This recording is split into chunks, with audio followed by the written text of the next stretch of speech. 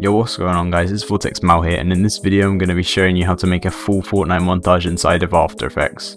I'm going to go through all the steps and what I do and show you how to do them. This is going to be the order of the video. First, I'm going to show you how to set up the project and add markers on the music. Second, I will show you how to sync your clips. Third, I will show you how to do cinematics and make 3D text. Fourth, I will show you how to do some effects and transitions. Fifth, I will show you how to do sound effects, and finally, sixth, I will show you how to export your video.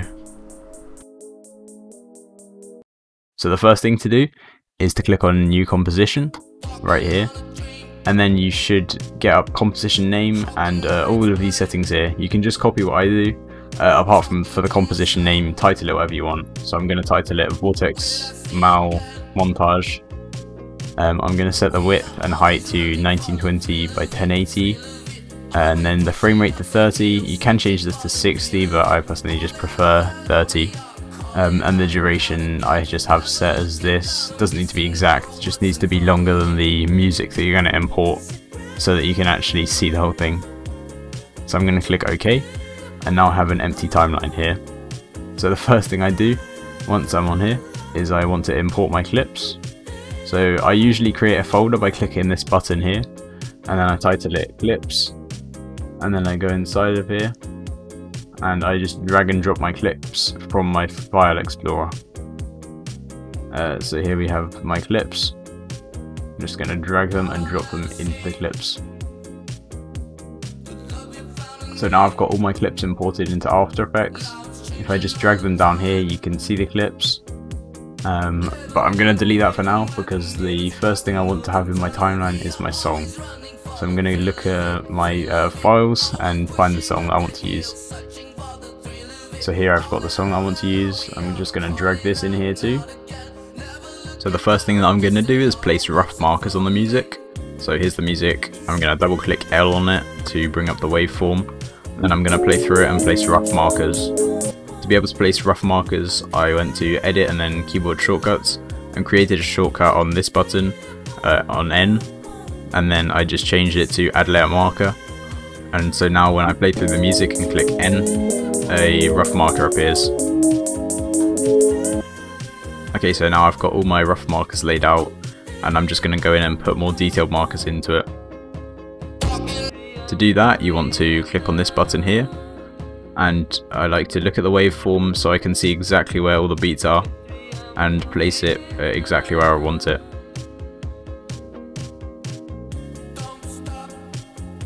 This is much more useful for things like when there's lots of beats really close together and you want to make sure they're very exact, so you can zoom into the timeline and just see exactly where the waveform is, place a marker there, place a marker there, and place a marker there.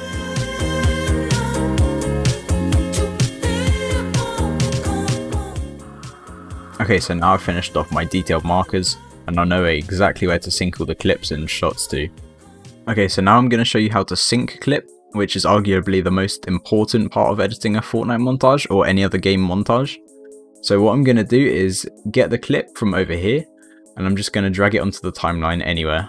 Once you've done that, you should be able to see the clip if you drag this blue thing, which is called a playhead, over the clip, and it might be a little bit stuttery just because it's kind of trying to render out the clip live, but don't worry about that, it should be alright. And if it's still stuttering, you can just play through it a couple of times and then it should be smooth. So just check that it's the right clip that you want to use and then follow these steps. You want to place your playhead on the beat that you want the shot to be on. So I've used this beat just here because I think that's the best for this shot. And I'm going to then drag this clip over to the left, exactly to where I see him shoot the final shot. So just here, I see the character shoot the final shot. One way of checking if it's right is when the shotgun pellets kind of come out the gun, or any other bullets come out of the gun if it's like a sniper or an AR. Another way of checking is if you go down here to the ammo, you can just drag so that the number changes. Yep, that's the first frame where the number goes down to 3, and so this is the correct frame to sync it onto. Now if I play this through, it should be synced. But we don't just want that, we also want it to kind of have some flow and speed up and slow down and all of that. So I'm going to show you how to do that. The first thing you want to do is disable the audio on your clip, because we're going to do that later and it will just mess up the audio if we're slowing it down, speeding it up.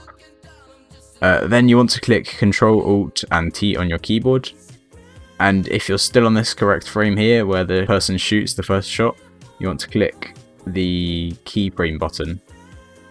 Now you can also trim down your clip from where you want it to start to where you want it to end, so I'm going to do that before I start actually changing like the speed of anything.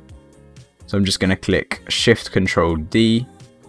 Another way to split clips is just to go to Edit and then Split Layer, but it will also show you this shortcut to split the layer, which I think is just much more useful, so I use that all the time. So it's Shift Ctrl D to split the clip, and then you can just delete this one because you don't need it anymore. To bring up the keyframes again, you can just click U on your keyboard, which then brings all the keyframes back up, and you'll be able to use them and see them again. I'm also going to just put a keyframe at the start of this clip, then I'm going to trim it. So I'm just going to trim it over to here. For this one I'm just going to drag it down, which also trims it as well as splitting. And then I'm just going to add a keyframe here and delete this very last one, delete this first one because you don't need them at all. Then, because I'm going to speed it up and slow it down, I want to drag a box to select these 3 keyframes, or if you have more of them, then you want to select every keyframe and right click on it, click Keyframe Assistant, and then click Easy Ease. Or if you have F9 on your keyboard, which I don't because I've got a 60% keyboard, you can just click F9 and it will do this automatically for you. Once you've got these keyframes, which look a bit different, you can click on Graph Editor, which is just here, and it will bring you into this graph thing.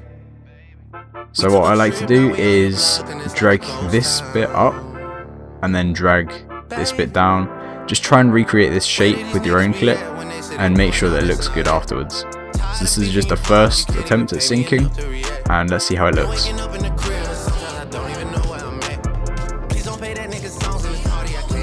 So that's a bit too slow and a bit too fast, so I'm just going to stop this being quite as fast and slow by making this curve more just of a straight line.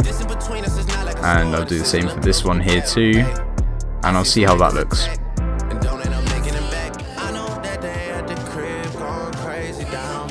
That already looks better. I think I'm going to make it a bit more straight just because there was a bit of strange like speeding up and slowing down I didn't want at the start.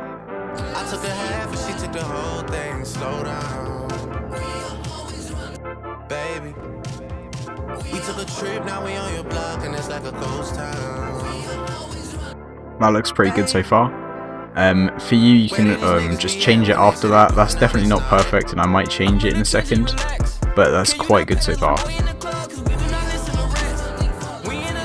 I'm just going to show you how to do this one more time, and then I'm going to move on to the next step. I'm just going to drag this, drop it, find where the shot is, that's where the shot happens, then I'm just going to trim it here, turn the sound off, Control Alt T, and then I'm going to add a keyframe at the start, keyframe at the end, keyframe where the shot is, delete this keyframe, and then delete this keyframe because they're both just not actually part of this clip. Select both of them, right click, Keyframe Assistant, Easy Ease, or F9 on your keyboard. Then I'm just going to drag it up a bit, down a bit, up a bit, down a bit, so I get this kind of shape. Play it through. That's definitely a bit too fast, so I'm just going to zoom into it a little bit more. If you want to have a more like accurate kind of graph, you can just drag this up and you get more of a graph here. So I'm just going to kind of smooth it out, make it a little bit more subtle, and play it through, see if this looks any better. That definitely looks better already. There's still some flow on it, but it's not quite as crazy. So that's how to sync. You can just do this for all of your clips, and your montage should look pretty good after you've done this.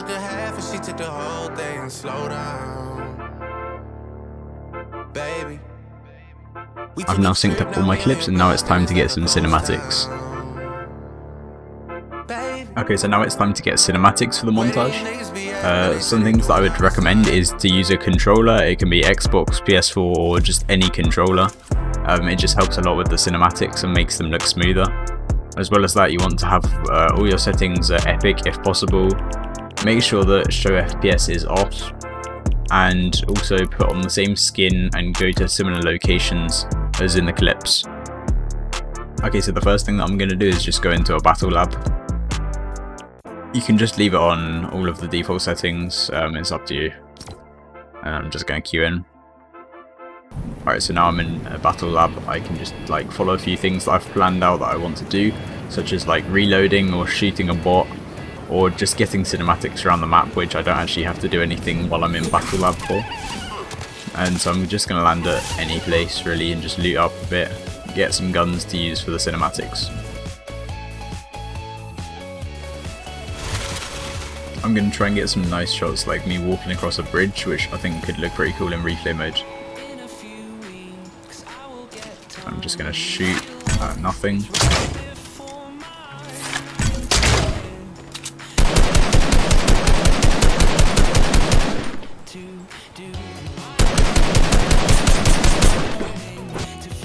Alright, so once you've gone into Battle Lab, you just go back to the lobby and then you can go on Career, Replays, and then you can open up your recent replay that you've just been into.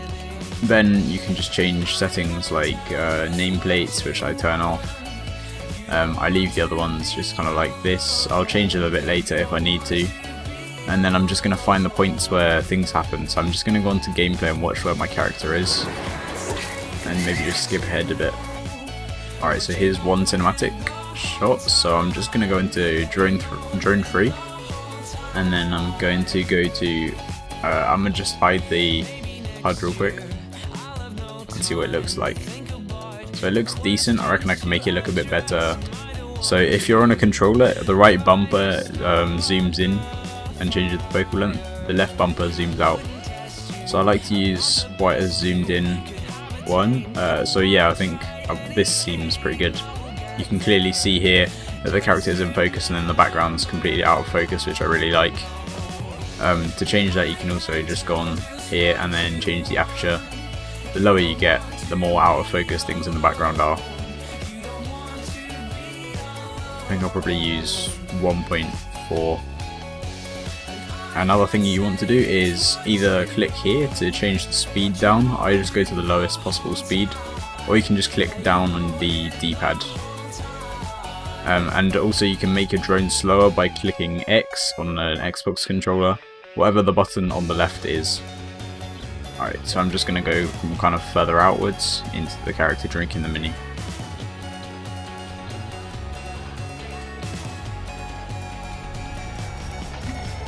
Once you've got a really good looking cinematic, for me I use NVIDIA Shadow Play, so I click Alt Z and then I can just go to Instant Replay and save, or Alt S, which is my keybind, to automatically do it. If you're using something like OBS, you can just click Start Recording, get your cinematic, and then click Stop Recording, or there's many other options. You just want to capture the last like 30 seconds or something.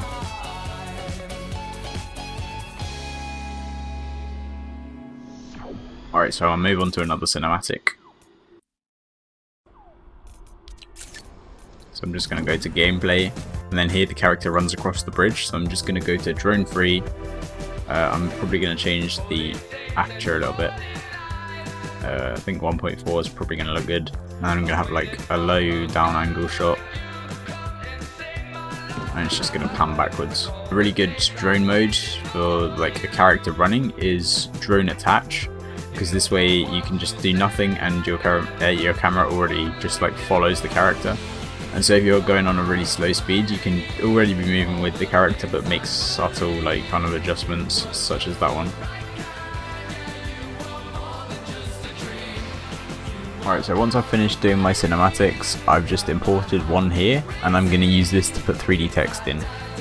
So the first thing you want to do is click on this text tool up here, click anywhere on the screen and just type in whatever you want. So I'm going to type in Mal Presents just for this tutorial, and then I'm going to just select it and change it to whatever font I want. So I'm just going to go with the bold font, because why not? And then I'm just going to disable this on the layer here so I can't see it anymore, but it is still there. And then what you want to do is click on your original cinematic, which for me is just here. So I'm clicked on that, and then go to this thing and then click on effects and presets. You might already just have effects and presets here, or if this panel doesn't appear at all, just click standard at the top and this should appear. Then what you want to do is type up 3D camera tracker and just drag this and drop it onto your cinematic here. You'll probably have to wait for a minute or two just for this to track. It might take longer or less time depending on how good your PC is, but it's going to 3D camera track so you can lock things in place anywhere in this scene. Alright, so once your thing's finished tracking, these targets should appear. If they don't appear, then make sure this is ticked on and these like crosses should appear. And also, if you're hovering your mouse above them and this target isn't appearing here, go to view and then show layer controls, make sure that's ticked on. So once that's done, you want to just hover your mouse above these points and just try and find the best one, which is in the most similar place to where you want to track your text. So for me, it's probably going to just be around here-ish. You can also click shift and then just like kind of create a circle and include all of the points if you want, but I think I'm just going to use this point here. So you can just left click on this and then right click afterwards, create solid and a camera. Alright, so once you've got this kind of square thing tracked in here, you can just disable this layer so you don't have to see it anymore, and then you can also click back on your cinematic and disable this thing here to stop rendering the track points.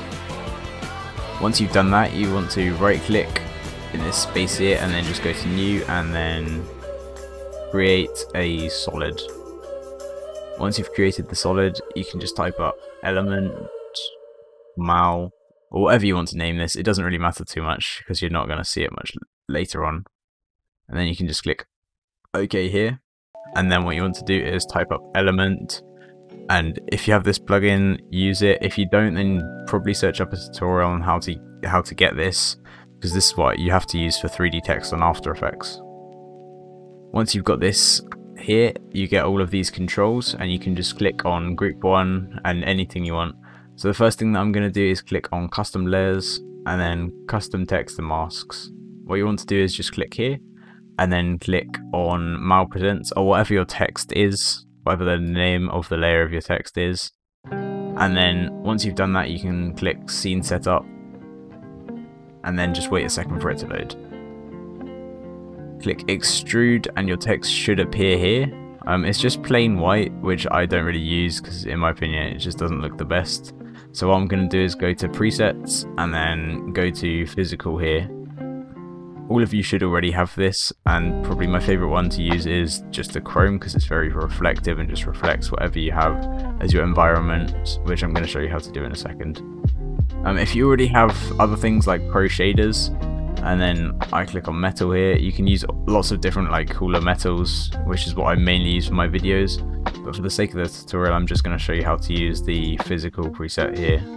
So I'm going to just drag on the chrome, and then what I'm going to do is click environment, click this drop down here, click load from file.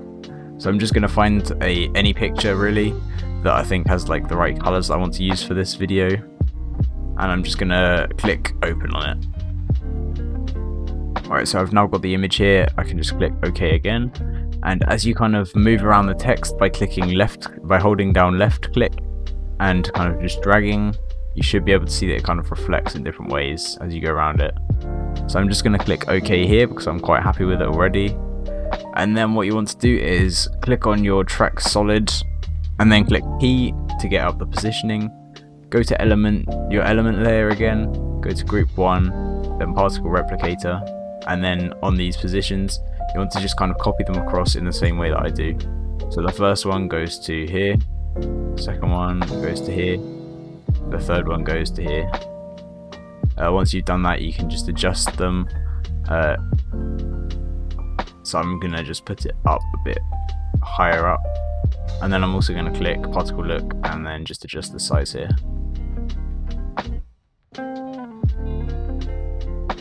That's pretty much where I want it already, so I'm just going to leave it.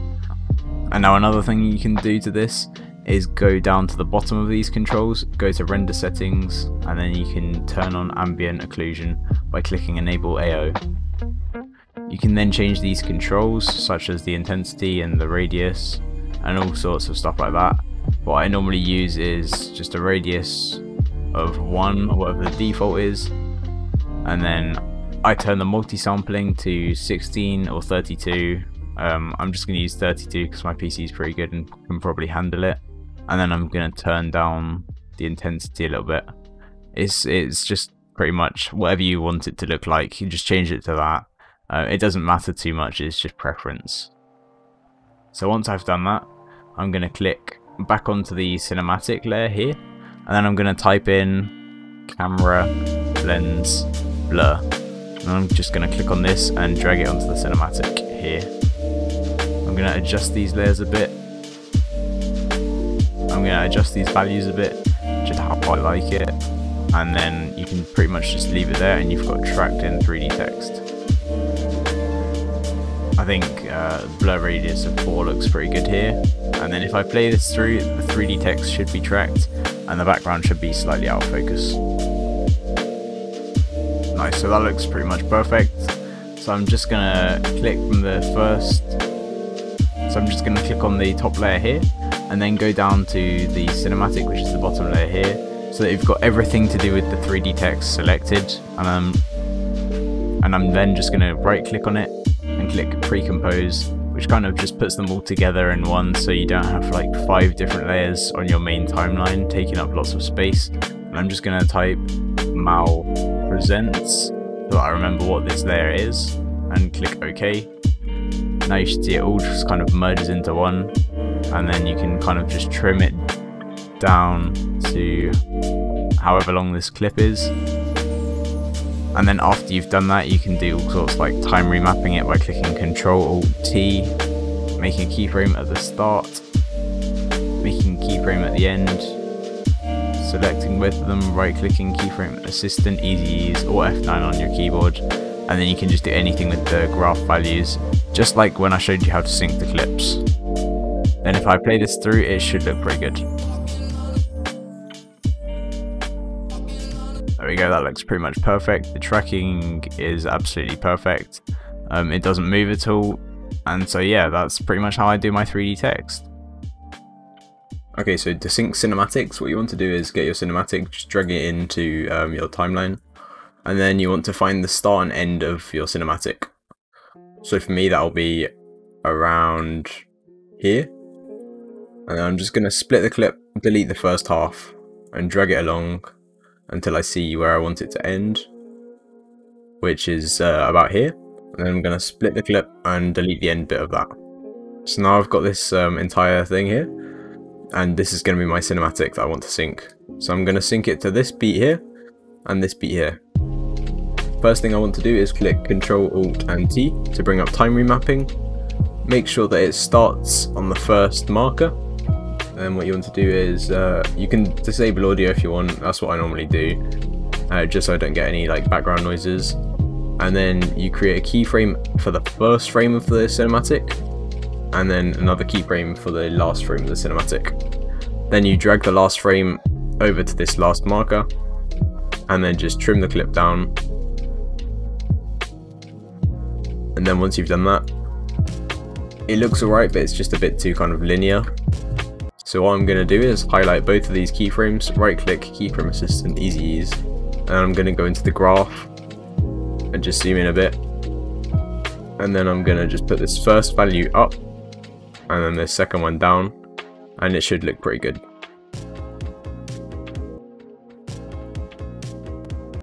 Okay, so now that I've finished syncing up the cinematics, I'm going to create an adjustment layer and do my effects.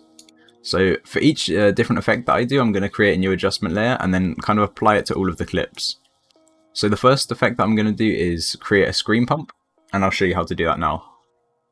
So what you want to do is just title your adjustment layer screen pump, just so you don't get confused with the other adjustment layers that you're going to have soon.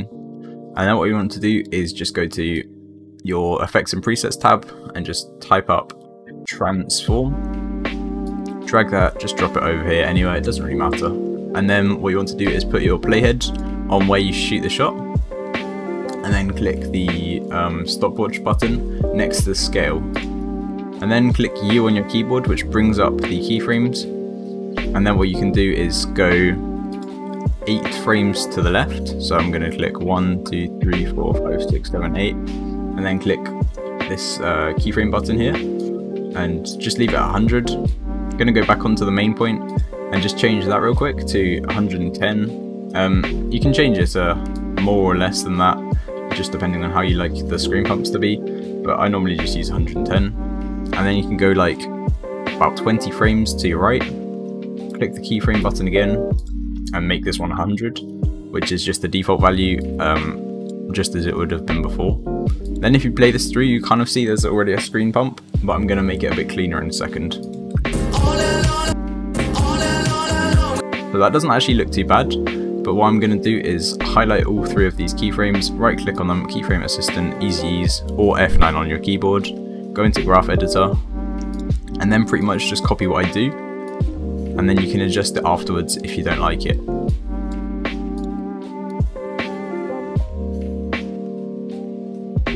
So I'm going to kind of create this almost point, so it just quickly goes in and quickly goes out. So I've pretty much just created this point. Now if I play it through, it should look much better. It's kind of a quicker screen pump, and in my opinion I think it just looks a bit cleaner than without this easy ease. You could also make it kind of look a bit more smooth, so it could kind of look like this. And then if I play this through, it will also look quite smooth. But yeah, it's really just whatever your preference is. You can just mess around with all of these points until you think it looks good. Do something like that. I'm not the biggest fan of those, but yeah, you can just mess around with it, do whatever you want. Then once you're happy with how this graph looks, you can just click graph editor again, and then just zoom out a little bit, and then highlight all 3 of those points that you've just made. And you can just put this on every shot and every time you want there to be a screen pump for the rest of this video. So you can just click Ctrl C when you've highlighted these points and they're blue, and go to the next shot. You can click Ctrl V and then make sure that this middle one is on the shot, because this is where the actual zoom in happens. Now if I play this all through, you'll see there's 2 screen pumps on it.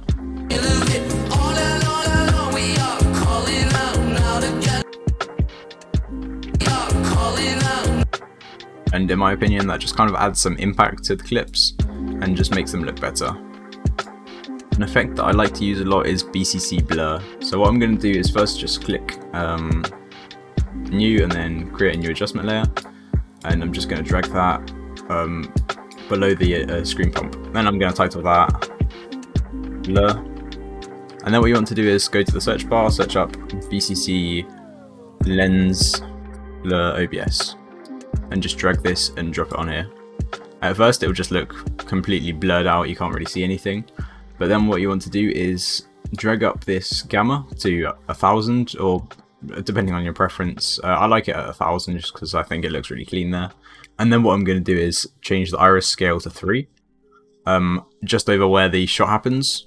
Then I'm going to click the stopwatch button for keyframes, and then go 2 frames in front, put it to 0, go back to where the blur happens, go about 6 frames to the right, and then change it back down to 0, and the blur will be gone.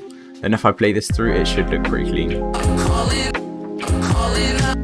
So actually I'm going to make it last for longer, so I'm just going to click U on this adjustment layer, drag this keyframe for a bit longer, maybe make this one a bit longer too. So yeah, I think that looks pretty good, and I just like to use that on all of my montages because it looks really clean and it's quite subtle as well.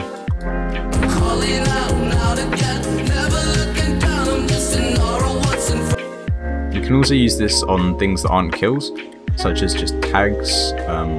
Like here you see the character gets a tag on someone, and you can just apply it to that, and it just looks really clean in my opinion. there's a really cool color effect that I also like to do. So I'm just going to click new and then adjustment layer like normal. And I'm just going to title this gradient color. And then what I'm going to do is go to effects presets, type in for color gradient, and just drag and drop this over that layer. Then you'll see that your screen looks like this immediately. And you can just mess with all of these colors, because these are going to be the colors that appear in like your four corners, or wherever on the screen you want them to be. You can kind of mess around with their positioning. I'm just going to leave them in the basic like standard positioning, and I'm just going to change this to red, this one too, and that looks fine. I'm just going to leave it like this just because it's for the tutorial. And then I'm going to change the blending mode to soft light. You can change it to any other ones, you can experiment, but I normally use soft light for this. And then what I'm going to do is click opacity, make sure it's on 100 where your kill happens, then go a few frames to the left, drag it down to 0, go a few frames, probably about 30 frames to the right, drag it back to 0. I think that looks really clean. You could just leave it over your entire montage if you just get rid of all the opacity keyframes, and you can just kind of have it on all of your shots. And this just kind of shows some colors through your like montage and just makes it look a bit cooler. The shake effect that I often use is called twitch, so I'm going to show you how to do that. So first make an adjustment layer, I'm going to call it twitch. Then I'm going to drag it just above the screen pumps and other effects. It doesn't really matter too much, it won't make a massive difference if it's below them. But then I'm going to search up Twitch in the search panel, and then I'm just going to drag it and drop it over here. So for the settings, you want to make the amount 30. Then you want to make the speed around 1000. And then go to enable and enable slide. And then you want to go to operator controls, slide, make slide amount 24. And then you want to make the slide spread 0. And then you can change the RGB split if you want some kind of RGB effect on it, so maybe put it at like 5-ish, that could look pretty cool. And then you want to click the keyframe button for the amount, and then click U on your keyboard just to bring up the keyframes. Make sure that your like first keyframe where the amount's at 30 is on the bit where you shoot your shot, and then you want to go 5 frames before, and then just drag it down to 0. Go back to your keyframe in the middle, and then go 5 frames to the right, and then drag that down to 0. Now if you play it through, you'll get a clean shake effect. You can make it longer or shorter, and just change any of the values if you want, but that's pretty much what I'd use. Okay, so now I'm going to show you how to do transitions. I've just made a new project file here, but for you, you can just keep working on the one you're already using. Mine was just taking a lot of time rendering because of all the effects and stuff like that, so I've just made a new one because it makes it simpler to show you how to do transitions on the tutorial. So I've not really like trimmed them down properly or anything like that, just because the point of this is to show you how to do transitions only. So the first thing I'm going to do is create an adjustment layer. Then what I'm going to do is, for my transitions, I normally like to use s_blur mo curves. So s_blur mo curves. I'm going to drag this and drop it here. And then what I'm going to do is create a keyframe for Z-dist, Shift X and Shift Y. So with these values you can like make it be a swipe up or swipe down transition, left or right as well. And then the other things that you want to change is from wrap X and wrap Y to be both reflective. So now when you drag it up or down or left and right, it kind of reflects, which just makes it look a lot cleaner than just having like black here. Okay, so now what I'm going to do is have like a kind of punch in and zoom to the right transition. So the first thing I'm going to do is click U on my keyboard just to bring up these keyframes. I'm going to put them about 10 frames before the end of this clip. So this is just like completely normal and staying still.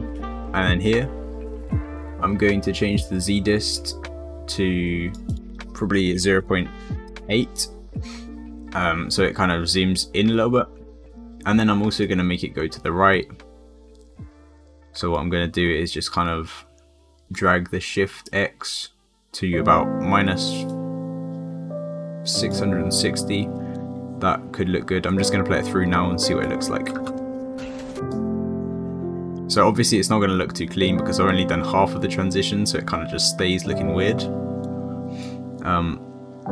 But if I now go to this next frame here, I'm going to do the opposite. So I'm going to go to ZDist 1.2, and instead of minus 666, I'm going to go to just 666 positive. And then I'm going to highlight these keyframes before, which is literally like everything staying still and being normal, by clicking Control C. And I'm going to go 10 frames to the right of these keyframes here. Control V, paste them in, and now everything's normal afterwards. So if I play this through, it should kind of punch in a little bit and zoom to the right. So that's pretty much how I do my transitions.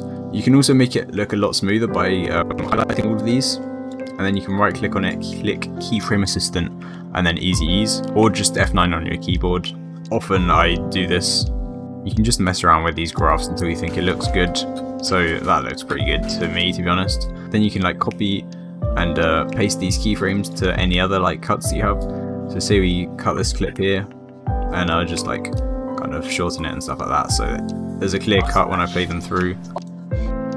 Then if I paste these keyframes just above and line them up, now there's a transition here too, the exact same one that we just made here. And you can even click animation, then save animation presets so you can use them in the future. Okay, so back on the main project, I've pretty much done all my transitions now. I've done all of my effects and all of the syncing, everything like that. So now what I'm going to do is just highlight literally all of it. I'm going to right click, then I'm going to click pre-compose, and I'm just going to call this main 2, because I think I might have already made one called main when I was actually editing this video. So I'm just going to click OK. And now here, everything's just in this kind of one layer. So you don't have to go through them anymore. And you can just apply one thing to this and it will go to everything. So what I'm going to do is put on RSMB, which is motion blur. If you don't already have this, it's a plugin. You might be able to find out how to get it for free on YouTube or something like that, or you can pay for it. And so now if I look through this video and I just put this to full res, you should be able to see this kind of motion blur on stuff. So when it moves, there's kind of a bit more blur on it, and it makes it look much smoother and cleaner and everything like that. I'd normally change the blur amount to a little bit less, so maybe 0.3, and that normally looks pretty good, and I can just leave that on the entire thing, and then I'm pretty much done with that. Okay, so now for sound effects. What I have is a folder which I've kind of created from lots of sound effects that I've downloaded. I think for this one I searched up on YouTube like all Fortnite sound effects and managed to download a pack with literally every gun, every sound effect in the entire of Fortnite. Then I've downloaded some other editors packs for sound effects, like this one here, which just has lots of like cool like edited sound effects. I've also got another one of just common real game stuff that I use a lot, pumps, and then I've got Maxi's sound effects pack, which I think you can download on his channel for free. And then I've got some bullet drop sound effects which I downloaded from somewhere else too, which kind of have bullet drops which aren't actually in Fortnite but add like a cool extra sound effect. So if you listen to this here, it's kind of the bullet casing landing on the floor and stuff. So I've kind of created this pack, and then what I normally do is just go through it. So right here they shoot a shotgun, so I'm going to go into my sound effects pack, then to weapons, and then I'm going to go down to shotguns and then pump shotguns. I think this one is just a common shotgun, then shot, and then I'll go to shot 1, then I'll drag this into my sound effects folder here, and so I'm going to go to pump shot 1, drag this in here, click L twice to see like the audio waves, and so that pretty much lines up with the marker. Now if I play it through, there should be a shotgun sound effect that wasn't here before.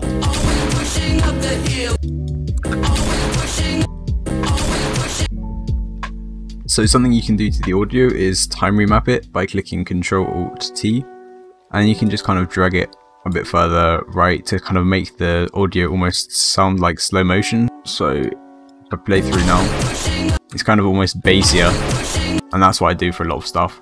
And then I add like stuff from other editors' sound effects.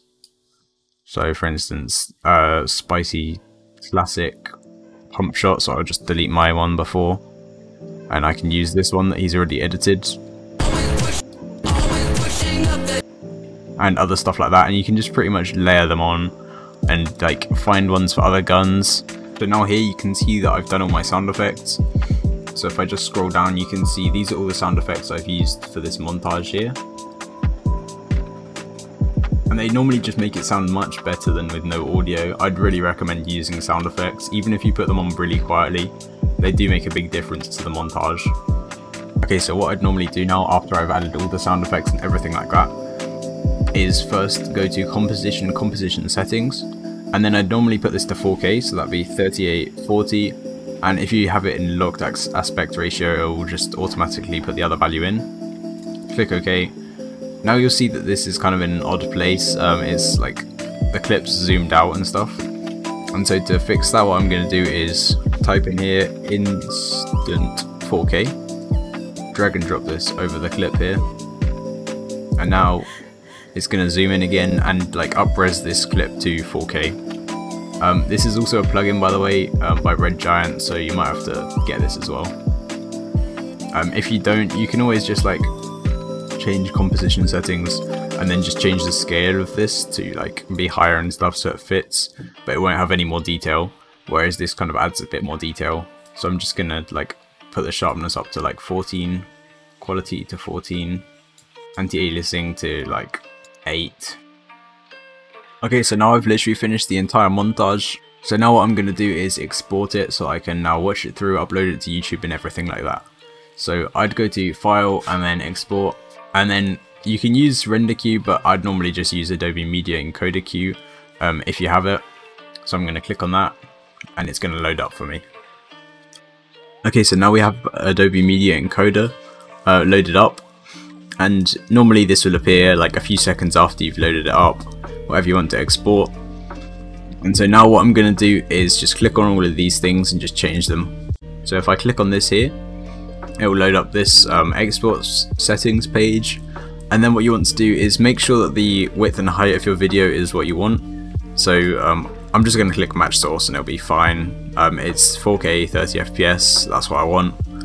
Then you're going to scroll down a bit to where it has bitrate settings. These are really important because if you have it too low, your video will start looking kind of blocky on YouTube and just quite horrible to look at. So what I'm going to do is just change the target bitrate to 35, which should be fine. I think that's like what YouTube plays 4K videos at, and so that'll be good. And then everything else should be fine as it is. Format at H.264, preset just custom, and then you can click OK. You can also see your file size here. So my video is going to be 450 megabytes. So yeah, I'm going to click OK here. Then you can change where it's going to output to, so you can just go through your files and stuff. I'm fine with where it is. And then you just click this play button here, and it will start rendering out. My video is now finished exporting, so I'm just going to show you a preview of it.